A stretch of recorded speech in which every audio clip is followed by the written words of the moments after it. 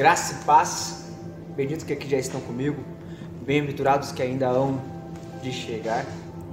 Shalom a todos, que Deus vos abençoe em mais um dia, em mais um momento, em mais um estudo bíblico. Sejam bem-vindos ao canal Adorar e Conscientizar. Sou o pastor Leandro e quero hoje poder ministrar algo com vocês que Deus tem colocado ainda em meu coração. A passagem que está em Jeremias capítulo 3. Hoje quero usar King James, certo? Uma tradução mais fácil, que nem eu já falei, já mencionei. E aqui em Jeremias capítulo 3, o Senhor vai continuar ministrando algo muito especial. Vai continuar tratando ao povo de Israel como a sua noiva, como a sua amada. E eu quero chamar a tua atenção sobre isso, certo? Então, abra comigo lá a tua Bíblia no capítulo 3 de Jeremias. Lembrando, se você ainda não é inscrito no canal, se inscreva, deixa teu like, deixa teus comentários. Isso não te custa nada e abençoa muito a minha vida. Você sabe que o meu canal ainda é um canal pequeno, então por isso eu não recebo por isso. Faço isso com amor, faço isso com carinho. Se um dia eu vier receber por isso, amém, glória a Deus. Mas se não, eu espero que essa palavra possa estar transformando a tua vida, te trazendo revelações, entendimento e discernimento. Por isso eu te convido, se inscreva no canal, deixa o teu like, amém? Então, Jeremias capítulo 3, cheguei a ler, recebemos uma visita aí hoje, ó. Puxa a cadeira, senta aí comigo. Tá com pressa ou não? Aí, ó. Quero deixar a dupla, Leandro e Leandro. Estou fazendo a gravação do canal. Jeremias capítulo 3. Você já aproveita e deixa a tua visão. Capítulo 3, do versículo 6 ao versículo 13. Vai dizer assim, ó. O Senhor também me disse nos dias do rei Josias: Tu tem visto aquilo que fez a apóstata Israel? Ela subiu sobre todo o alto monte e sobre toda a árvore verde, e ali andou se prostituindo. E eu disse: após ela ter feito todas essas coisas, volta para mim. Porém ela não retornou, e a sua irmã traiçoeira Judá viu isto. E eu vi quando, por todas as razões pelas quais a apóstata Israel cometeu adultério, eu a rejeitei, dando-lhe uma certidão de divórcio. Contudo, a sua irmã traiçoeira Judá não temeu, mas também foi e agiu como uma prostituta. E aconteceu que, pela fama da sua prostituição, contaminou a terra e cometeu adultério com as pedras e com os troncos. E ainda por tudo isto, a sua irmã traiçoeira Judá não voltou para mim com todo o seu coração, mas fingidamente, diz o Senhor. E disse-me o Senhor: a apóstata Israel testificou-se a si mais do que a traiçoeira Judá. Vai e proclama estas palavras para o lado do norte, e dize: retorna tu, apóstata Israel, diz o Senhor, e eu não farei minha ira cair sobre vós, pois eu sou misericordioso, diz o Senhor, e eu não manterei minha ira para sempre. Somente reconhece a tua iniquidade, que tu transgrediste contra o Senhor teu Deus, e estendeste os teus favores para os estranhos sobre toda a árvore verde. Vós não obedeceste a minha voz, diz o Senhor. Então aqui nessa passagem, o que mais me chamou a atenção foi porque no versículo 6 começa dizendo: o Senhor também me disse. Então você sabe que Deus sempre está falando com a gente sobre os nossos erros, sobre nossas falhas, sobre as nossas transgressões. Mas quantas vezes nós temos parado para pensar sobre isso? Quantas vezes nós temos parado para analisar sobre as nossas transgressões? Você tem essa capacidade? Se você assistiu o estudo da aula 2, você viu que o desafio do capítulo 2 de Jeremias foi você falar qual era o teu pecado. E aqui no capítulo 3, ele continua dizendo isso. Ele continua nos trazendo esse desafio. Admite o teu pecado. É melhor você admitir e querer transformar a tua vida, mudar a tua história, mudar quem você é, do que continuar caminhando por caminhos traiçoeiros. E ele vai dizer aqui ainda assim, ó, no versículo 11: E disse-me o Senhor, a apóstata Israel testificou-se a si mais do que a traiçoeira Judá. Adianta eu ficar tentando me justificar do meu pecado? Adianta eu querer ficar dando desculpa para as coisas? A mesma coisa que ele advertiu em Jeremias capítulo 1, capítulo 2, ele está advertindo de novo. Cara, não adianta você ficar achando desculpa, não adianta você ficar achando motivos para não negar que você pecou. É mais fácil você falar: Deus, me perdoa porque eu errei. As pessoas não entendem. Irmãos, Saul e Davi tinham a mesma unção, a unção de rei, certo? Mas por que Deus rejeitou a Saul e não negou a Davi? Biblicamente falando, nós temos um pecado de Saul que fez Deus abandonar Saul, que foi não obedecer a palavra de Deus. Enquanto Davi não, Davi matou muitos inocentes, adulterou, entendeu? Cometeu pecados bem mais absurdos do que Saul, em teoria. Mas por que então Saul foi rejeitado e Davi não? Porque não obedeceu, porque não soube manter a postura. Você tem mantido postura de homem de Deus, postura de mulher de Deus? Porque Judá e Israel aqui perderam essa postura de servos de Deus. Por isso que ele fala ali no versículo 9: com pedras e com troncos se adulterava. Em algumas traduções, principalmente na João Ferreira de Almeida, ela vai falar bem assim: e adorava a pedras e troncos. Esse tronco, ele está se referindo a Deus Azera, que, cara, não faz nada, é só um pedaço de madeira esculpido. Pode fazer alguma coisa? Por que Deus não deixa a imagem dele ser esculpida? Porque ele tem muito mais poder do que isso. Foi ele que criou a madeira. É isso que as pessoas não estão entendendo, não estão compreendendo nos dias de hoje. Mas graças a Deus está se levantando uma geração disposta a se arrepender e a mudar de vida. Quer declarar alguma coisa? Não, bem colocado. Tudo bem colocado aí, realmente. Só dando um contexto, peguei de surpresa aqui, né? Não fui convidado, mas cheguei aqui, então. Bom, galera, estamos aí, né? Prazer em participar aqui do canal do Leandro. Prazer, sou o Leandro. Então, tudo que o pastor Leandro comentou aqui realmente é fato. Davi, ele conseguiu adquirir graça diante de Deus porque ele reconhecia os seus erros. Ele não justificava e não queria arrumar um pretexto para querer dizer o motivo pelo qual ele pecou. Simplesmente ele diz: pequei, Senhor, assumo o meu erro, e o Senhor, com teu espírito bondoso, vem sobre mim, não aparta de mim o teu espírito, né? Então essa era a oração de Davi. Então Davi, ele achava graça diante de Deus por causa disso. Ele nunca, em nenhum momento, ele negou os seus erros, os seus pecados, as suas falhas. Simplesmente ele se assumiu diante de Deus e pedia a misericórdia do Senhor, né? Tanto que quando o profeta Naamã vai questionar ele sobre um senhor que tinha suas ovelhas e tal, ele na hora fica indignado. Ele: me fala quem é que eu mandarei matá-lo. E o profeta vira para ele e fala: mas esse rapaz é você. E a Bíblia diz que o semblante dele na hora modificou e ele caiu em pranto e se arrependeu. Então, ou seja, o coração de Davi, mesmo sendo rei com toda a autoridade, ele poderia ter mandado matar o profeta Naamã, vindo confrontar ele de um pecado que ele pecou, né? Então, mas ele não fez isso. Ele reconheceu a voz de Deus, e é o que a palavra está dizendo, né? Quantas vezes Deus chegou para Israel e para Judá e disse, e Judá e Israel não quiseram, não ouviram, e continuaram a pecar e continuaram a se prostituir. Como o pastor Leandro falou aqui, a prostituição, ela refere como uma traição.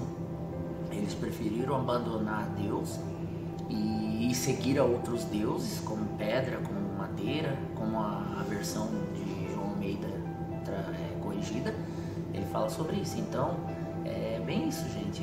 A gente se colocar na presença de Deus, assumir os nossos erros, porque sem Ele nós não somos nada, e se colocar na presença dele, deixar Deus trabalhar, deixa Deus falar, e a gente vai modificando a nossa vida conforme Ele vai pedindo, e a gente vai lutando contra os pecados, porque a gente precisa lutar contra isso. Não é fácil, mas a gente precisa se posicionar como cristão, como o pastor Leandro falou, como homens e mulheres de Deus, uma posição diante das situações que venha contra a palavra. Se a palavra fala pra gente negar, a gente nega. Se a gente principalmente nos dias atuais, né? Então nós precisamos ser firmes, constante e decidido em Deus, o que nós somos e o que Deus quer de nós, entendeu? É isso aí, pastor. Amém. Então, aproveitando aqui a deixa ainda, no versículo 8 vai dizer assim, ó: E eu vi quando por todas as razões pelas quais a apóstata Israel cometeu adultério, eu a rejeitei dando-lhe uma certidão de divórcio. Contudo, a sua irmã traiçoeira Judá não temeu, mas também foi e agiu como uma prostituta. Essa parte também é legal, porque a maioria dos jovens, principalmente nos dias de hoje, a maioria está falando assim: se tal pessoa faz, eu também posso fazer. Se todo mundo está fazendo isso, né? E está dando certo, eu também vou fazer. Irmão, nem sempre porque a vida de uma pessoa é abençoada quer dizer que Deus está com essa pessoa. Lembra Saul? Deus falou para Samuel: eu já rejeitei Saul como rei, já escolhi outro rei. O detalhe é que Saul continuou no trono, mas já não era mais rei, já não tinha mais a unção. Verdade. Então se liga, para você não cometer os mesmos erros, as mesmas falhas que outras pessoas cometiam e acaba perdendo a tua salvação e o teu caminho. Amém? Vou virar a tela aqui então, nós vamos começar de novo, desde o versículo 1 até o final e vamos explanar o capítulo inteiro. Amém? Não se esqueça, deixa o teu like, se inscreva no canal, que Deus abençoe a tua vida. E ative o sininho, personalize lá para receber as próximas mensagens, que cada dia os estudos estão melhores e um aperfeiçoa o outro, né? Conforme você vai estudando, você vai crescendo, e cada crescimento que você tem é uma vitória em Deus, né? Amém? Amém. Deus abençoe a tua vida poderosamente. Valeu.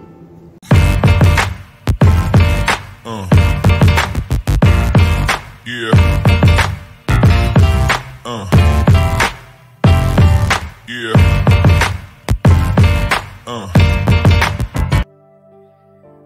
Então Jeremias capítulo 3 versículo 1 vai nos ressaltar assim: se um homem se divorciar de sua esposa e depois da separação ele casar-se com outro homem, poderá o primeiro marido voltar a ela? Porventura não estaria totalmente profanada esta terra? E tu, que te prostituíste com inúmeros amantes, e agora queres voltar a mim? Questiona Yahvé. Levanta os teus olhos para os campos dos montes e diz-lhe: onde não te deitastes? Nos caminhos te assentavas, esperando para emboscar teus pretendentes? Agiu com os árabes, beduínos e nômades no deserto. Manchaste a terra com a tua prostituição e impiedade. A parte teológica, onde alguns teólogos vão dizer que a expressão não serás aquela terra grandemente contaminada, faz referência à lei do divórcio que nós encontramos em Deuteronômio capítulo 24, do versículo 1 ao versículo 4. Com sua ex-mulher, se ela se casou e tornou-se a divorciar-se de outro homem, da mesma maneira o Senhor pergunta a Judá: retorna novamente para mim? Depois de contaminar a terra por suas infidelidades com falsos deuses. Isso nos deixa claro que eles estavam colocando muitas estátuas de madeiras e muitas estátuas de pedras espalhadas por todo Israel e Judá, onde eles contaminaram a terra com deuses estranhos. Isso nós vamos ver um pouquinho mais para frente, mais uma vez. Nós falamos sobre a deusa Acera. No versículo 2, quando ele fala como o árabe, comparada à lasciva Judá, a um beduíno que fica à espreita para atacar uma caravana, tais atos contaminaram a terra. No versículo 3 ele vai dizer: por este motivo as chuvas fortes foram retidas, nem mesmo as chuvas da primavera vieram sobre ti. Contudo, assumes a postura de uma prostituta, e assim não demonstra qualquer vergonha ou rubor em teu rosto. Veja que quando ele fala ali das chuvas fortes foram retidas, nem mesmo as chuvas de primavera, representa a abundância, representa algo refrescante, um momento de alívio, um momento onde toda a tensão acaba. Irmãos, mais uma vez eu vou te perguntar: você está tendo a capacidade de entender o porquê você está passando a luta que você está passando? Se ela é permissão de Deus para o teu amadurecimento, para o teu crescimento, ou se é porque está na hora de parar de pecar? Nós temos que aprender a reconhecer e analisar, a confiar em Deus, mas sempre estar analisando a nossa vida. Nós não podemos fazer igual Jó fez, de pegar e falar, eu sou digno de entrar na presença de Deus e perguntar a Deus por que é que eu estou vivendo isso. Não é isso que eu estou te falando, lembra? Quando Jó fez isso, foi soberba, foi orgulho, certo? Porque aonde estava Jó e aonde estava você quando Deus criou os céus e a terra? Mas, irmão, nada te impede de falar, Deus, se eu estou em pecado, me mostra. Mas nada te impede de falar, Deus, se isso aqui é algo que o Senhor quer me ensinar, me faz compreender e entender aquilo que o Senhor quer me ensinar. Amém? Então, nós vemos ali no versículo 4, ora, não foste tu que acabaste de me chamar Abba, lembrando que Abba significa meu pai, amigo da minha juventude? Ficará, pois, irado contra mim para sempre? Guardarás este ressentimento até o fim? Falaste deste modo, contudo segues cometendo todo o mal de tuas paixões e desejos? Se nós ligarmos o versículo 3 ali com o 4 e o 5, vamos ler o 6 e o 7? Só para a gente fechar 3, 4, 5, 6 e 7. Ele vai dizer assim, ó, durante o reinado do rei Josias, Yahvé, o Senhor me revelou, viste o que fez Israel, a infiel? Ela se dirigiu a toda a colina do monte elevado e sobre toda a árvore frondosa se prostituiu. Eu então me dizia, depois de ter feito tudo isto, ela voltará para mim. Mas ela não retornou. Judá, sua irmã traidora, observou o que se passava. Veja, do versículo 3 ao versículo 7, o que ele vai querer dizer? O pecado na ordem moral pode ter efeitos devastadores na ordem ecológica, assim como a terra foi amaldiçoada por causa do pecado de Adão e Eva. Ironicamente, os falsos deuses, Baal, a quem Judá adorava, era considerado o deus da chuva, assim como a deusa Zera me fugiu a palavra, Jesus, da fertilidade, de uma terra fértil, certo? Do orvalho, do trovão e da fertilidade.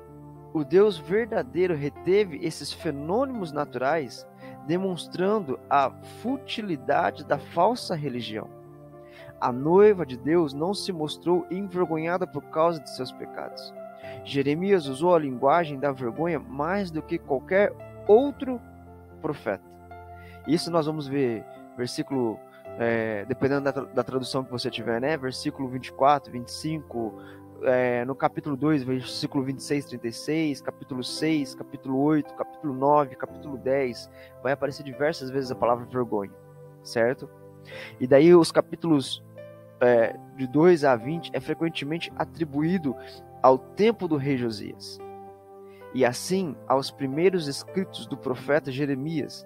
Mas se é este o caso, é estranho que o profeta não tenha mencionado a descoberta do livro da lei em 621 a.C., ou as reformas que se seguiram em sua apostasia. Israel, ao norte, subiu sobre todo o alto monte para praticar culto da fertilidade sobre a apóstata e traiçoeira Israel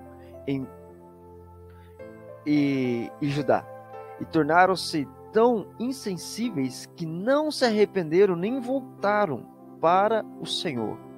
E aqui eu quero liberar mais uma palavra de bênção, ou talvez uma palavra profética, ou uma palavra de advertência para o teu coração. Que com todo amor e carinho essa palavra possa alcançar a tua vida. Mas olha, preste atenção que está escrito no versículo 7. Eu então me dizia, depois de ter feito tudo isto, ela voltará para mim. Mas ela não retornou. Judá, sua irmã traidora, observou o que se passava. Aqui é Deus falando. E então eu me dizia, você consegue ver Deus dizendo, cara, eu tentei isso, sabe? Eu pensava comigo mesmo. Se eu fizer tal coisa, eu vou conquistar a minha noiva amada de novo.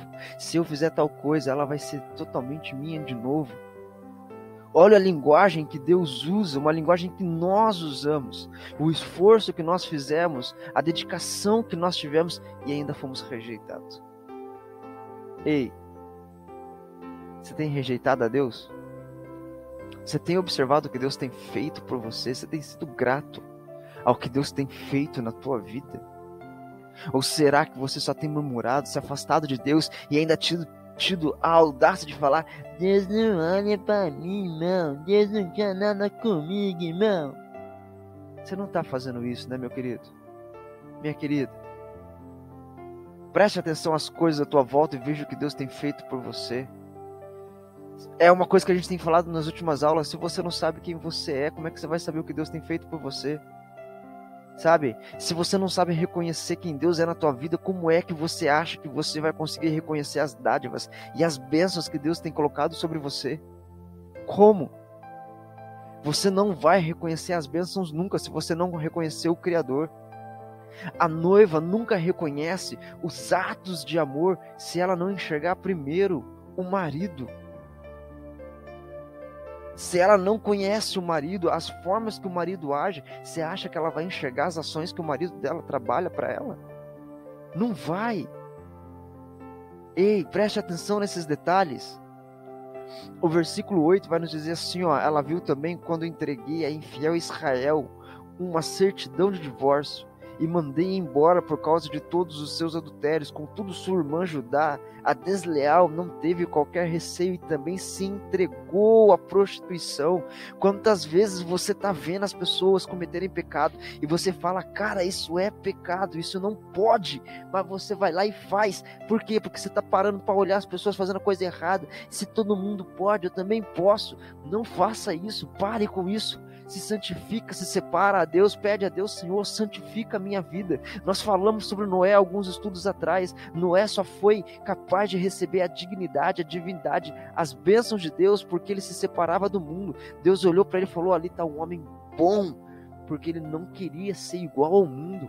Não aceite você também ser igual ao mundo. Não aceite você também ser copiador do mundo. Mas Jesus diz: imitai as coisas que eu faço. Sejais os meus seguidores, os meus discípulos. Olhem o que eu faço e façam o que eu faço. Rejeita a idolatria, rejeita o mundo, rejeita as coisas erradas.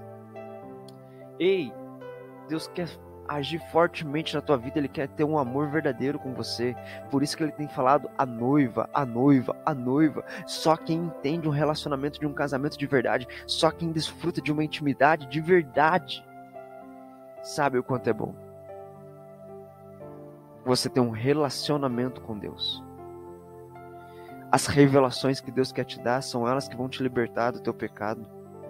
Pede a Deus, usa a palavra de Deus, fala: Deus, a tua palavra, Jeremias, fala: clama a mim e responder-te-ei. Senhor, eu estou aqui te clamando, então me responde, me liberta de mim mesmo, me liberta da mão de Satanás, me liberta dos meus pecados. Ele já morreu por ti, já te libertou, então peça a Ele, me ajude a manter-me fiel a ti, Senhor.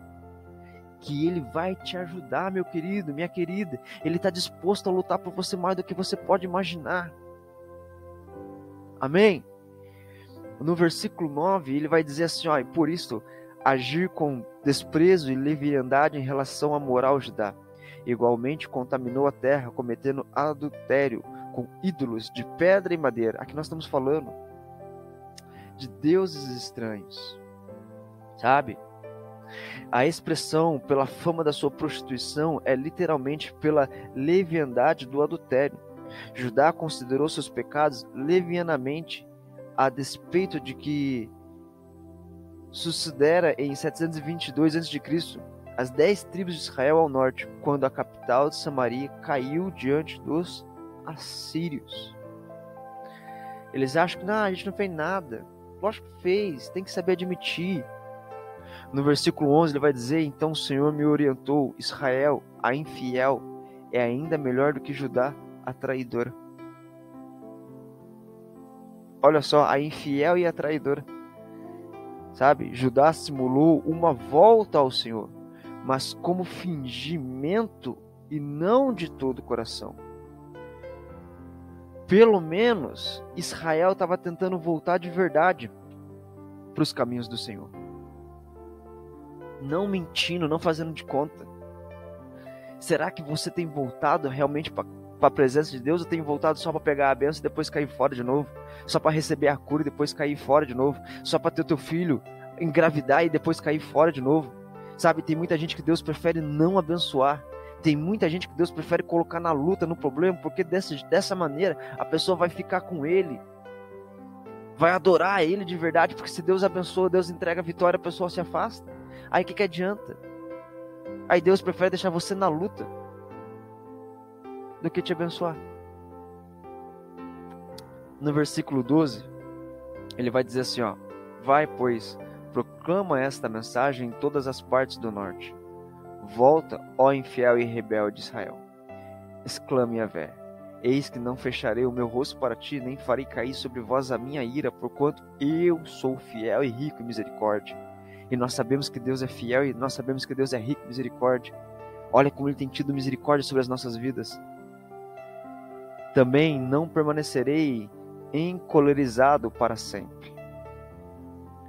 No entanto, reconhece o teu pecado, que te rebelaste contra Yahvé, o teu Deus, que ofereceste os teus sentimentos e favores a deuses estranhos, debaixo de toda árvore verdejante. Reconhece também que não me obedeceste. Assim diz o Senhor. Olha só o que Deus está falando. Reconhece.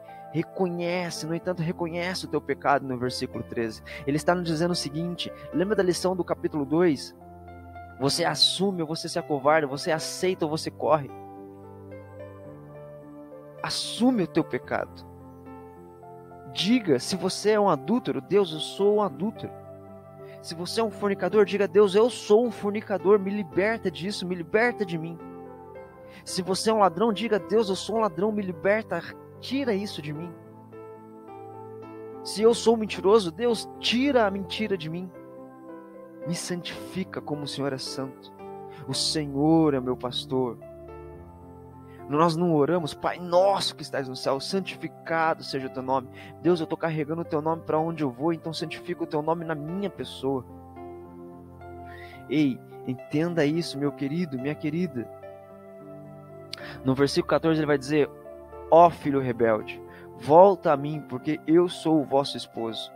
Oráculos de Yahvé, eu mesmo vos tomarei um de cada cidade e 2 de cada clã, e vos farei retornar a Sião. Em seguida vos darei governantes de acordo com o meu coração, que vos dirigirão com sabedoria e com entendimento, com bons pastores. Olha só, se você anda a retidão no Senhor, se a nação anda segundo os desejos de Deus, se a nação está na vontade de Deus, Deus vai colocar governantes, dirigentes, da maneira do coração dele, da melhor maneira para nos abençoar. Mas se nós estamos andando errado, se nós estamos andando em pecado, você acha que Deus não vai colocar um governante que ande todo errado para castigar o povo? É lógico que vai. É isso que muitos de nós não compreendemos. Deus oferece a seus filhos apóstatas a oportunidade de voltar a Sião, apesar da sua obstinada recusa em seguir ao Senhor. Os pastores aqui mencionados não são líderes políticos, mas liderança espiritual. O próprio Jeremias era considerado um pastor, e nós vamos ver isso no capítulo 17, versículo 16. Amém? Porque no versículo 15, ele deixa claro: em seguida vos darei governantes de acordo com o meu coração, que vos dirigirão com sabedoria e com entendimento, como bons pastores. Você tem parado para ouvir as pessoas que estão pregando a palavra? Você está analisando se a palavra é proveniente de Deus ou não? Vigia nisso, meu querido. Vigia nisso, minha querida. Fique atento. E no versículo 16, quando então naqueles dias vos multiplicardes e frutificardes sobre a vossa terra, declara Yahvé: não mais reclamareis, a arca da aliança de Yahvé não será necessário que ela volte à vossa memória.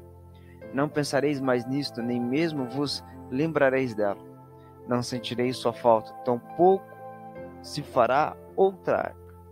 Quando este tempo chegar, chamarão Jerusalém o trono de Yahvé o Senhor, e todas as nações se reunirão para honrar o nome do Senhor em Jerusalém. Não mais viverão de acordo com as teimosias de seus corações inclinados a praticar o mal.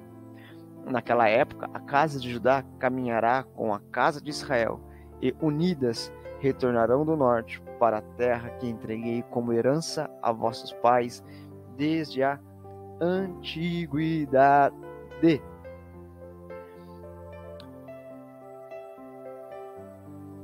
A futura era messiânica que ele fala.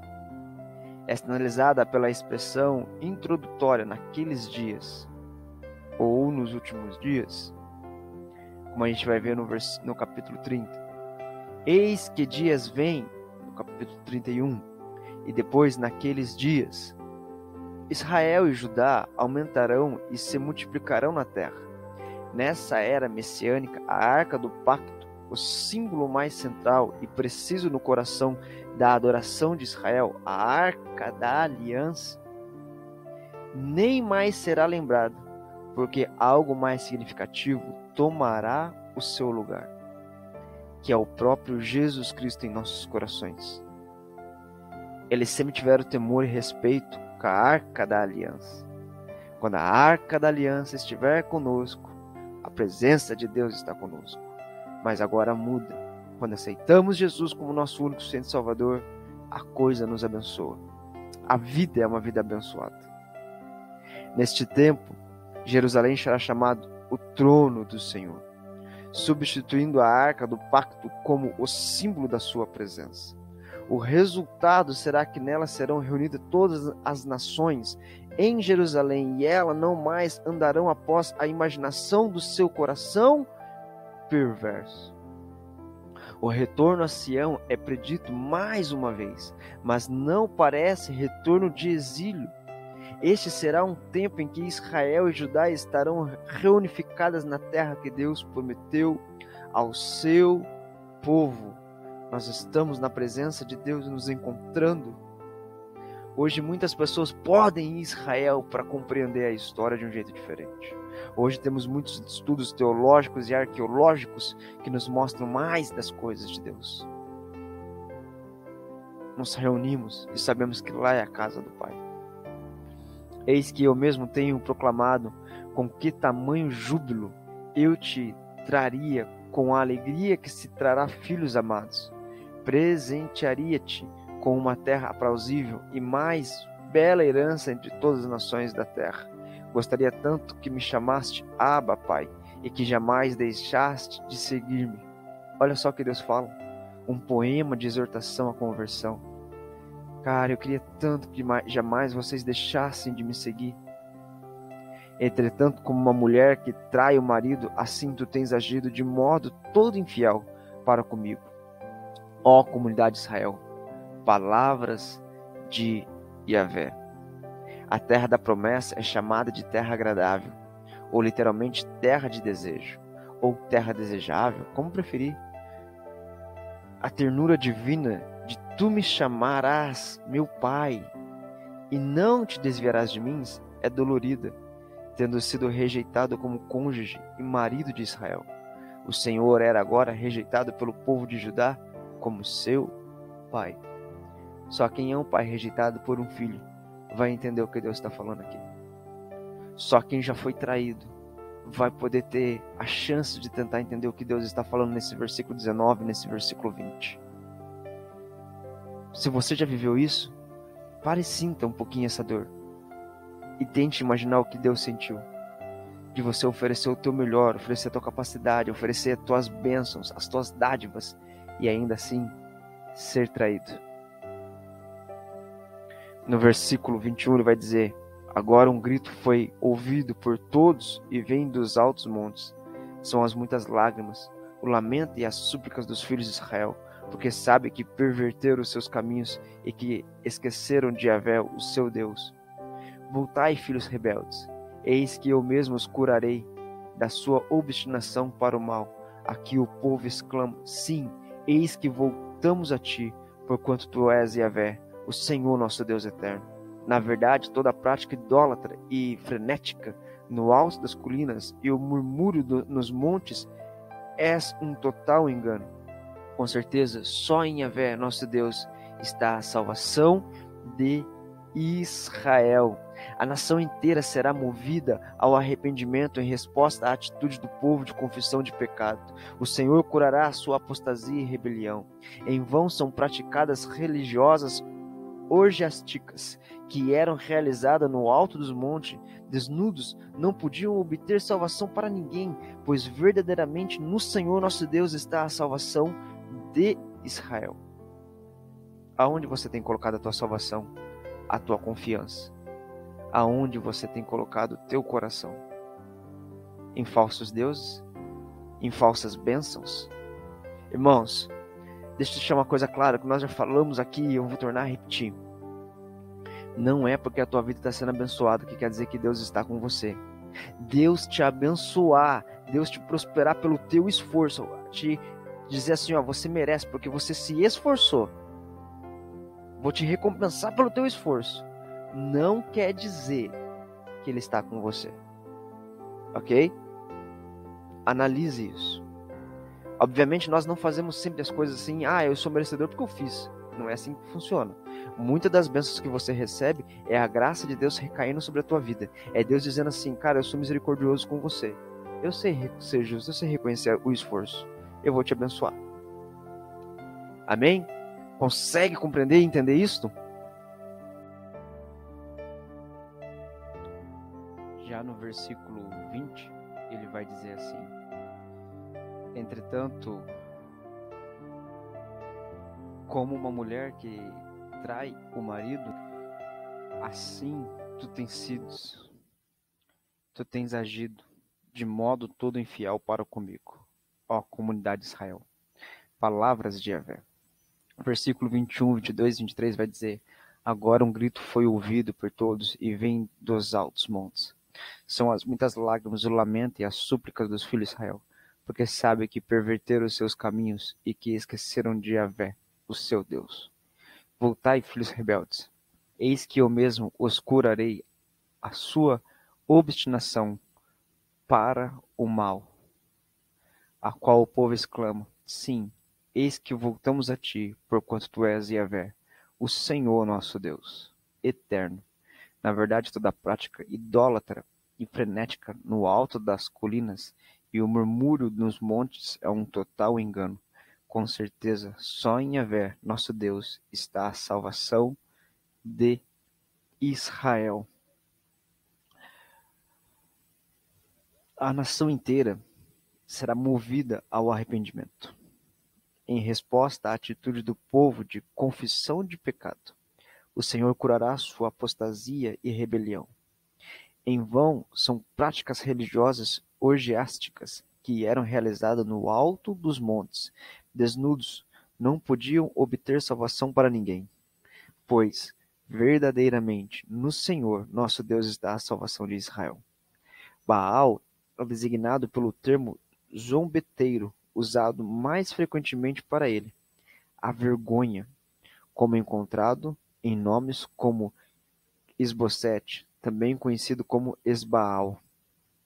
O clamor de arrependimento do povo é necessário para que realmente se encontre a redimissão, para que realmente se encontre uma verdadeira adoração e um verdadeiro arrependimento de nossas vidas.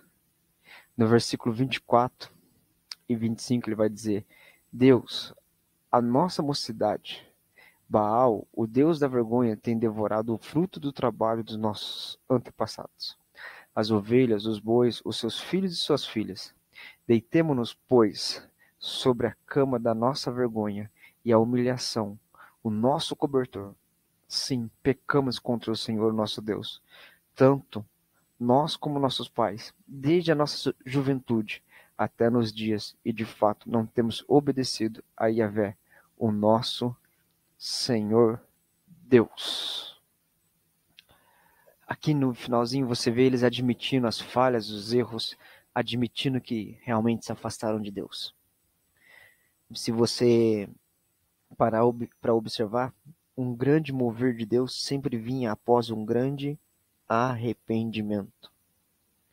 Se você se arrepender de todo o teu coração, Deus vai te abençoar e vai mudar a tua história. Vai fazer com que os teus pecados não sejam a tua cama.